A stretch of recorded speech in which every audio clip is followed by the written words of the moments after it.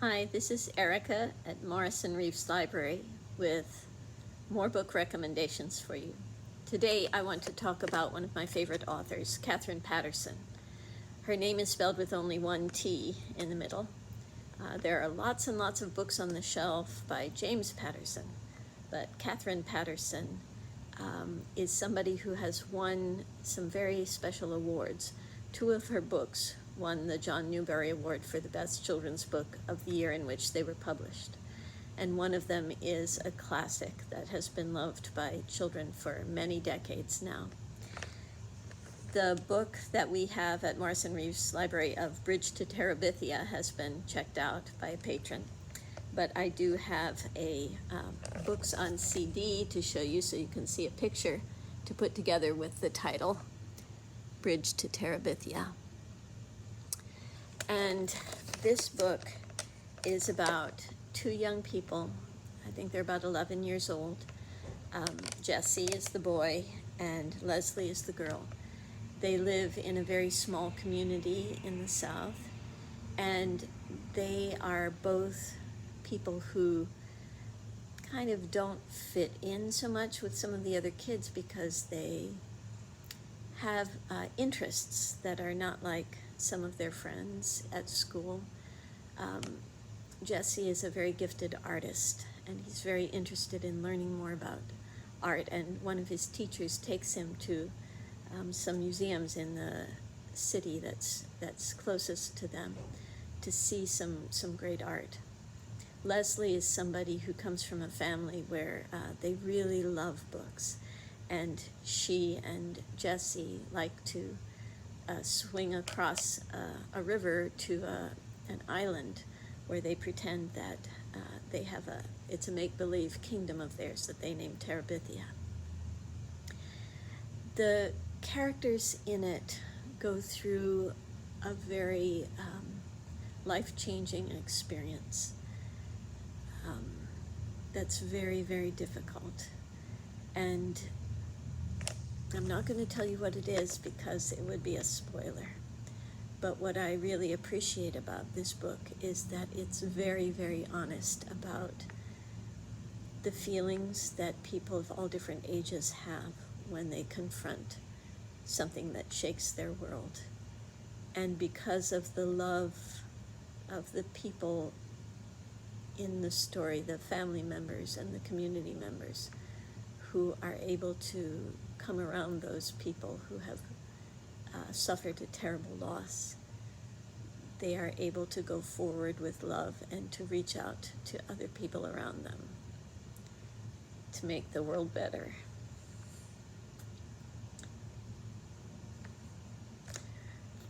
You could probably tell that this book made me cry more than once. And one of the reasons that books like this are important is because they teach us empathy and compassion for each other in ways that a lot of books and TV shows and movies maybe don't. Something special about reading a book is that it takes you inside the heart and the mind of the characters in ways that visual representations that you watch on a screen, sometimes they can move us very deeply, but they can't really tell us everything that's going on inside the person. It helps us know we're not alone when we face difficult things, and it helps us learn how to handle them as we see the modeling of characters that we admire. So yes, I recommend Bridge to Terabithia. Another book that Katherine Paterson wrote that won the Newbery Award is Jacob Have I Loved.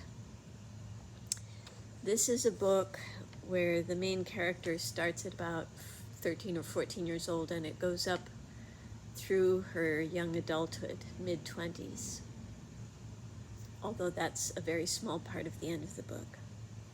In this story, there are twin sisters, one of whom is very gifted musically.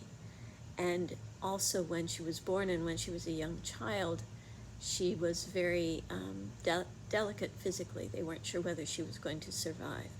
And so for most of her life, she has gotten all the attention from her parents. But the story is told from the point of view of the other twin, Sarah Louise, who feels that she has always been ignored or paid less attention to. And so she develops a lot of strength, but also a lot of deep resentment and jealousy for her sister, and some doubts about her own ability to make her way in the world and find out what her gifts are. But because her parents love both of their daughters very much, through the years, she's able to develop a deeper understanding of what her parents faced as they raised the two of them. And there's an especially important conversation that she has with her mother after she graduates from high school, which enables her to step out into the world and use the strength and the determination and the grit and the intelligence that she's been developing all those years to find a very special path for herself. So I think, since all of us who have at least one sibling have experienced some kind of sibling rivalry, I think all of us can identify with the character in this book and cheer for her as she finds her own life and her own satisfaction in becoming somebody who is very important to the people around her. A third book that we have by Katherine Paterson here at the library is called Liddy. I read it a number of years ago, and I've just reread it. It's set in the 1840s in Massachusetts, Lowell, Massachusetts, where some of the earliest weaving mills were made in the Industrial Revolution. And it talks about a young woman who's grown up in very difficult circumstances on a farm, and once her family has to move off the farm, she's determined to try to keep it in the family and to pay off the debts of the family. And so she goes to become a factory worker in one of those early factories. And the way it describes the machines there and the way the young women who have been hired to work there have to work so fast and so hard for 12, 14 hours a day,